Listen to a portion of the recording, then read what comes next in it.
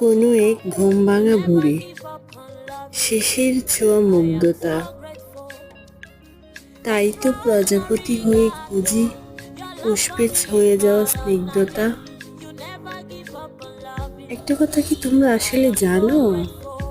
সেটা হলো, ফুল হলো এরকম একটা জিনিস, এত পবিত্র, এত সুন্দর এবং এত মিষ্টি, যা বলা যাবে না। ফুল অনেক পবিত্র একটা জিনিস, আর ফুল মানুষের জীবনে অনেক কাজে ব্যবহৃত হয়। তাই আমি ফুল ভালোবাসি। ফুল আমার বন্ধু, ফুল আমার সঙ্গী, তাই আমি ফুল ভালোবাসি। কে কে আমার মতো ফুল ভালোবাসো অবশ্যই কমেন্ট করে জানাবে। আল্লাহ হাফিজ।